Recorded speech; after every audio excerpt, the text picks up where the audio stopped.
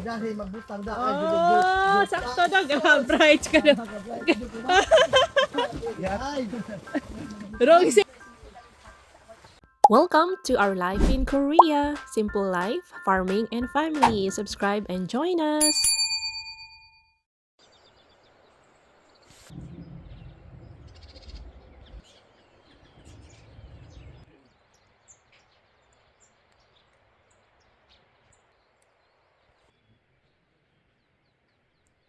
Hello mga kabisdak! Welcome back to our channel! This is Bisdak in Korea Vlogs at welcome po sa ating buhay bukid sa probinsya ng Korea. In today's video mga kabisdak, makulimlim po kasi parang uulan yata today. Ang gagawin po natin in today's video ay magsisidling tayo sa ating pula na mga kutsu, yung red chilies mga kabisdak. Sinabi ko sa ating mga previous vlog na yung aming bibilhin lang na yung seedling sa nursery farms, yung chonyang kutsu or yung green na chili yung ating binibenta. Same like last year and 2 years ago. May dalawang variety po tayo ng chilies na binibenta. Yung chonyang, yung green chilies at yung hungkutsu or yung pulang chilies. Yung hungkutsu siya po ang ginagawa. Ito yung ginagawang chili paste at chili powder. Yung chonyang naman is hinalo. Green lang talaga siya guys. Hinalo sa mga pagkain. Pwede rin kaining raw. At pwede rin siyang ano guys. Pwede rin siyang actually gawing chili pepper and chili powder.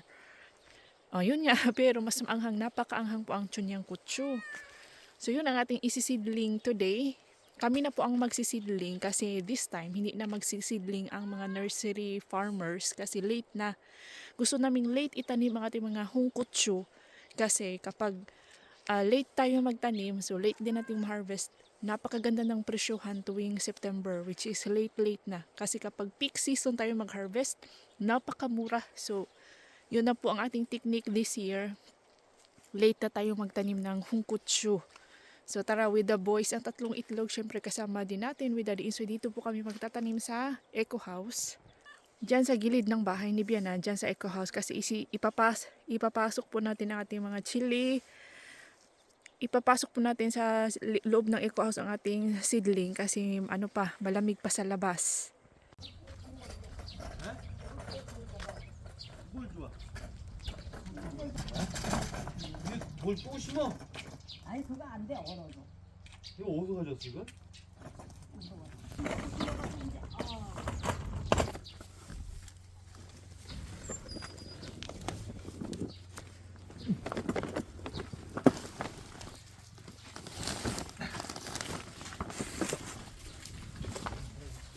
Kada silupin dong. Kuha. Tangan ni silupin. 빵빵. Ikaw. 이게 이거 토마토로 해야 돼. 그렇지.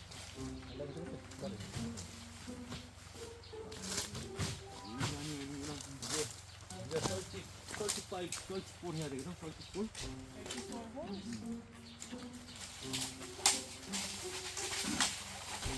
아니야. 썰티볼. Ah, 34. Ano nito na?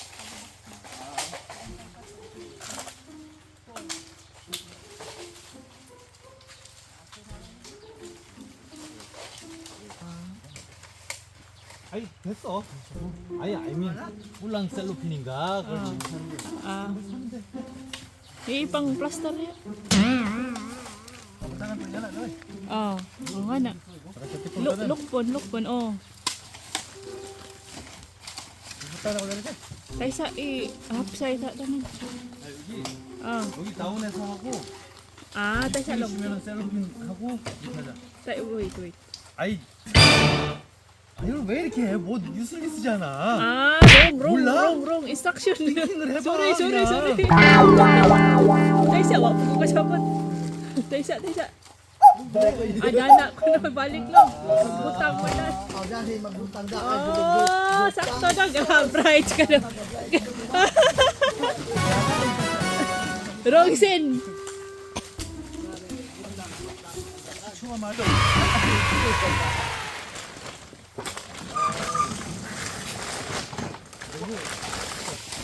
May sense po katrabaho talagang itong ating tatlong itlog mga kabisdak, lalo na po itong si Dudong. O, nagigets niya, alam niya kung ano ang ibig sabihin ni DE at dahil siguro ay ano na sila, ano na sila ba, lagi sila magkasama sa trabaho kaya alam na ni Dudong kung paano. So ganito, ang minimin pala ni DE is, ganito, una namin gagawin para masalo yung mga, hindi masayang yung soil na gagamitin natin sa pagsisidling.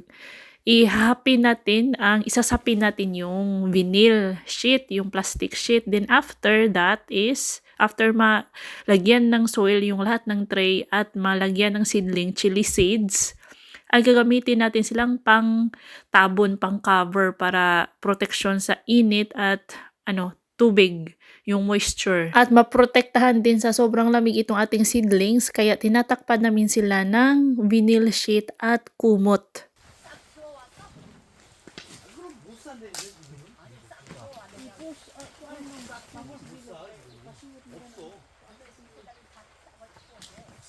아니 그러니까 그걸 주문을 해야 돼 원래 2월 달에. 지금 하면 안 해주시는 사람들이 바빠 죽겠네 그. 아이 비와 나중에 심해 나중에 비와. 아이 그럼 야 이거 먼저 하자 이거. 비 맞아도 돼? 잠깐만 계속 갖고 있네.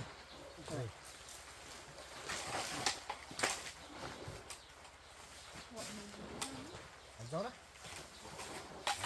야야 이거 쓰고 이것도 좀 맛있어. 아니 너 가려라. Yang pang seedling natin na soil ay binibili din namin yan mga kabistak. Pero may discount po kaming mga hindi mayaman na farmers. May 80% discount. O, ganyan kalaki no. 80% discount from the government kung bibili kami ng mga ganito. Anything na gagamitin namin sa farm like sa pagrenta ng machine, sa pagbili ng fertilizers, pesticides, pati din po sa pagbili ng seedlings at sa mga seeds ay may tulong din kami from the government na natatanggap. So ang gustong mangyari ni DE is ipanpan namin, gusto niyang compact yung soil na nailalagay sa each butas ng tray para guys, may kainin. Pagkain kasi yan ng seedlings para mas mabilis silang tumubo. Dapat maraming soil at compact sila.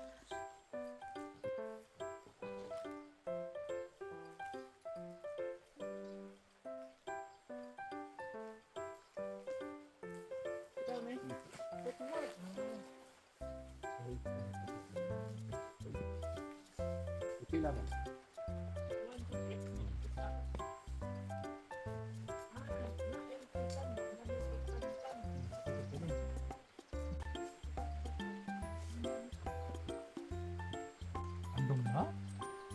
어? 너무 이쁜데?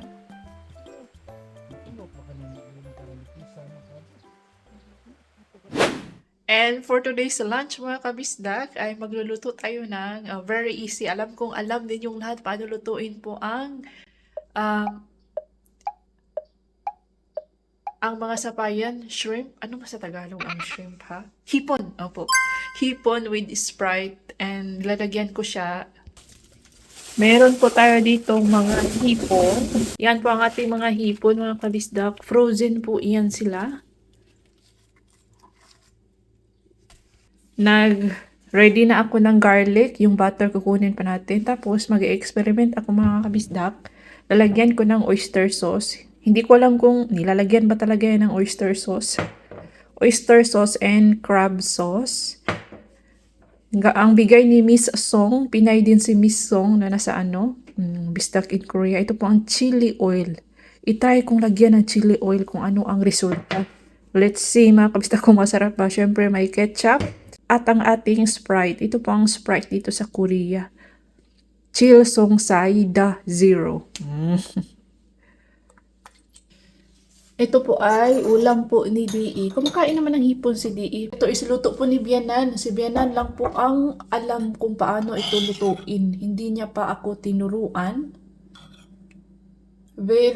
Tuwing spring lang po si Bianan nagluluto nito kasi tuwing spring lang tumutubo yung mga dali or yung wild chives. Tuwing summer, mayroon namang dali pero matigas na yan. Yung malambot pa ba, yung bagong tubo, unang tubo ng wild chives or dali, yun yung inuulam nila mga kabisdak. Niluluto ni Binan into this na paborito po ni Daddy Insoy. Hindi pa pinapasa sa akin ni Binan ang kanyang recipe na ganyan. Ito is meron siyang wild chives. In-explain ko na sa inyo dati nung dumating si Ajubunim, Tiagon Ajubunim, kasi gusto din ni Tiagon Ajubunim ang recipe na ito ng kanilang mama. Nagluto din si Biana noon at nagluto din siya today for day 8. Masarap guys. Ang ating butter.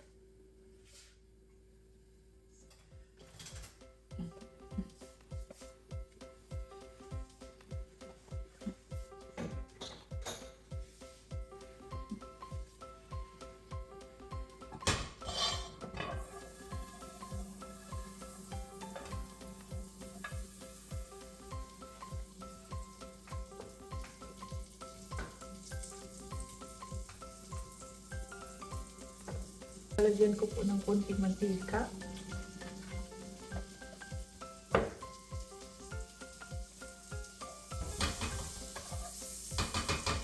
And then,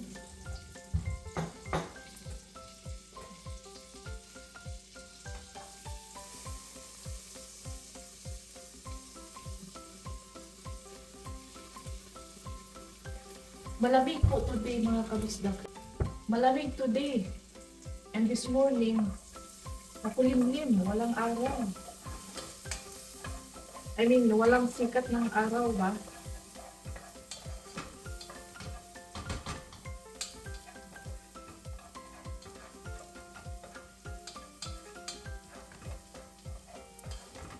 Ang bango. Ang bango ng bawang.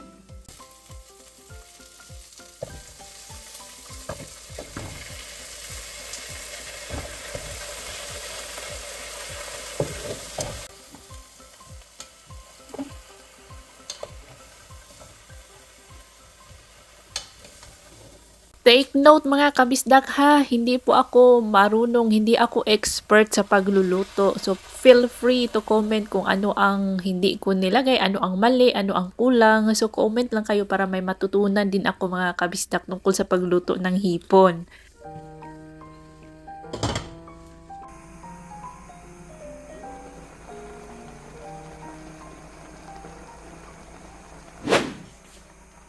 Tinanggalan na po ito ng ano guys, yung tinae. Itong dito ba? Tinanggalan na po yan. Tinutuhog natin para lumabas yung kinain nila, yung itim. Opo, tapos na po yan siyang malinisan. Hindi ko po kinukuha yung mga sungo-sungo. Pero yung sungo nandito pa rin. At itong ulo, masarap po yung crispy fry sa butter. Natutunan ko po yan from Tiagon Uni. Hindi po nila tinatapon ang ulo ng hipon. Masarap po siyang i-crispy fry. May vlog ako niyan mga kabisdak. I think last year or 2 years ago with Tiagon Uni and Tiagon Bumubu. So yan, lagyan na natin ng ito ang chili paste. Masarap pala ang chili paste no, pero maanghang talaga siya guys. Masarap na maanghang. Thank you so much, Miss Song. Kunti lang kasi maanghang. Sensitive ba na ganito lang kasi sensitive sila sa maanghang masyado. Lagyan natin ang pampalasa. Kapag naglagay ka nito mga kabisdak, minsan kapag ako lang yung formula, hindi ako naglalagay ng MSG or seasoning powder kung meron ng ito.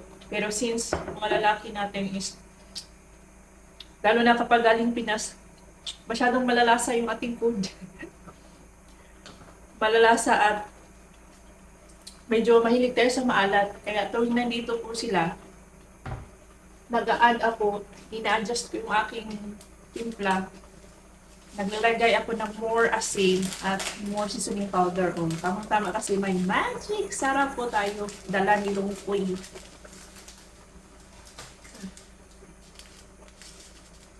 May magic sarap, may equivalent naman na ganito. Ito po, dashima ang tawag dito sa Korea. Dashima. Pero, iba pa rin talaga ang lasang Pinas. Opo.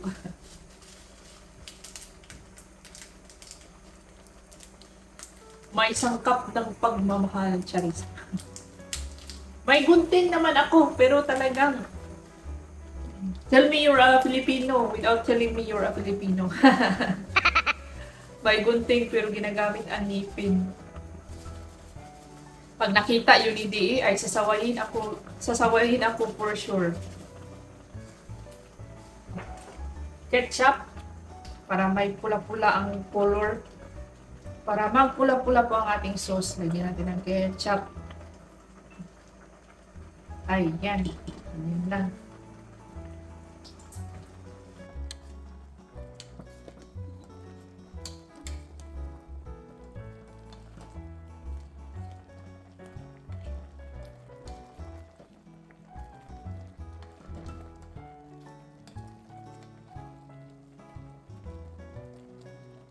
Luto na siya mga kabisdak. Ibibigay ko din sa kanila itong Sprite. Yan ang ibibigay natin. Ito naman, nagkuha na po ako for me. Si DE nag-lunch na. Ayaw po niya sa aking hipon. Ay, ayaw daw niya kasi kwitsa na daw yung magbalat ba. At matamis din daw yung aking timpla. Oh, sinadya ko talaga siyang manamis-tamis dahil Pinoy style.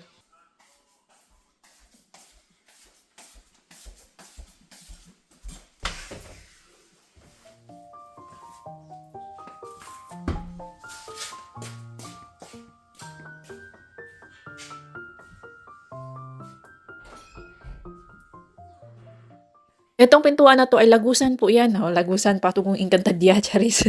Lagusan po yan. Diyan po ang kwarto. Sa kabila kwarto ni Dudong at magkasama lang sa isang kwarto si Lungkoy at si Dudong. Sa kabila namang kwarto si Salde. Tas itong kusina, yan po ang original kwarto ni Lungkoy noon. Pero ngayon, since last year, ginawang kusina. At meron pa yung kadugtong makikita nyo next time. Nandoon ang dining pala yan. Tapos nandoon sa kabila ang kusina, lutuan at washing area. May washing machine na po sila.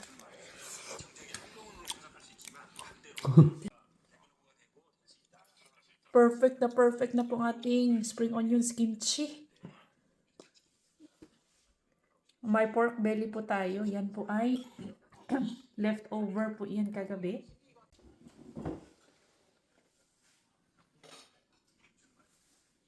Kain mga bisdak. Ang bango. Kakatakam.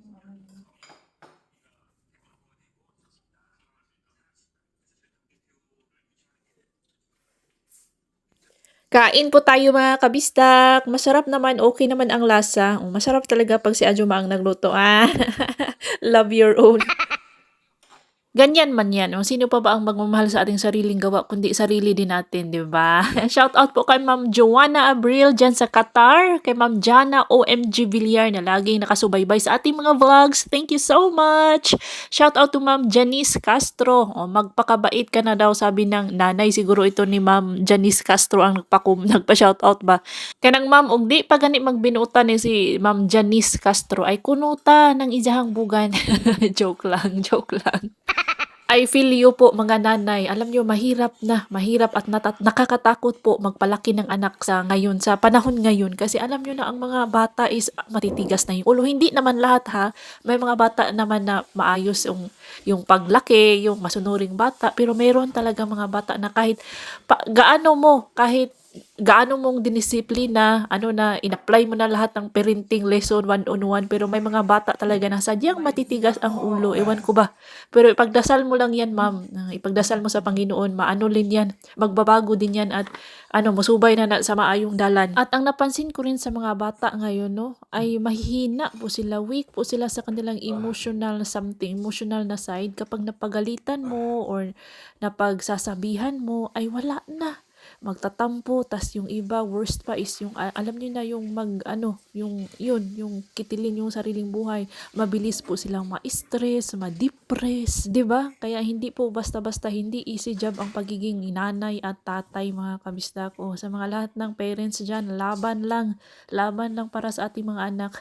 So anyway, masarap po ang kain ni Ajoma at ang ating syempre with spring onions kimchi na ginawa namin ni Daddy Insoy, na may vlog po kami nito I think last month. So yan po ang resulta, masarap na masarap. Ang mga boys din, I'm sure nasarapan. Hindi ko po sila masyadong bina-vlog kapag kumakain kasi alam ko yung feeling, hindi po sila sanay sa camera, sa vlog. So gusto kong komportable sila sa pagkain. Minsan bina-vlog ko din sila dahil alam kong gusto nyo makita sila, mga kabisdak. At sa mga nag-comment na baka daw sa spicy food kaya palautot si Dodong Lungkoy at si Saldi, ay hindi po, dahil sadyang noon pa palautot na yan si Dodong Lungkoy at si Saldi kahit nasa Pilipinas, mga kabisdak. Anyway, bago ko pa makalimutan, shoutout pala kay Ma'am Hamisola, si Nobio Balite, thank you so much for watching. Hello Cesas, Navares and Arcilia family. Hello kay Ma'am Joan Bautista, kay Ma'am Irene Aguilar Benito. Belated happy birthday to Mama Jen De Vera from Pangasinan, kahapon po ang kanyang birthday, April 13. Belated happy birthday Mama Jen De Vera. Hello kay Ma'am Mabi Levy Roncal na lagi nanonood. Thank you so much. And shout out to Ma'am Miriam sa Magaysay and family dyan sa may poblasyon, Dueñas, Iloilo. Thank you so much. At sa lahat ng mga kabistak natin na patuloy ang panonood, maraming salamat po sa inyo, mga kabistak, sa lagi nag-comment. Thank you po. I appreciate po lahat ng comments ninyo sa inyong sa mga bago nating viewers dyan. Welcome po sa ating channel. Alam kong napapansin nyo na napaulit-ulit po ang aking suot. Kami ni Daddy Insoy, maga 2 weeks ng ganyan ang aming suot. Ganyan. Iyan po ang aking daytime na outfit, mga kabistak, pantrabaho na outfit. Pero kapag natutulog kami, nagpapalit din kami, mga kabistak. Kapag pumapasok ako sa trabaho, sa school, syempre nagpapalit, outfit din si Ajuma. Pero kapag nasa bahay, nasa farm, ganyan po ang outfita natin. Binabalaan ko na kayo, no? Baka sabihin yung hindi kami nagpapalit ni DE. Hindi talaga kami nagpapalit, guys. Saka lang kami nagpapalit kapag madumi na. Hindi naman sa yung may amoy, yung madumi na, feeling namin madumi na, saka kami nagpapalit. Diba? To save Mother Earth. Alam nyo, kapag palagi kayong nagawash ng inyong mga damit, syempre gumagamit kayo ng chemicals. Nahi-hurt, nasasaktan po si Mother Earth sa mga chemicals na ginagamit natin. So save Mother Earth. Huwag nyo pong masyadong dalasan ang paglaba, ang pagpapalit ng damit. Kung hindi pa masyadong madumi, ay ibalik nyo ng suot as long as walang pawis, walang mga amoy, walang mga germs, ganun. Hindi naman kami mga pawisin kasi at ngayon ang weather is malamig-lamig pa. Tuwing summer ay doon na tayo mas madalas nagpapalit tuwing summer dahil pawis na pawis tayo sa trabaho sa farm, lalo na ito si DE. Ang dami kong daldal into this video, guys, no? And that's all for today's video, mga kabisdak. If you enjoyed this episode, please like, comment, share, hype, and subscribe. Ingat lahat!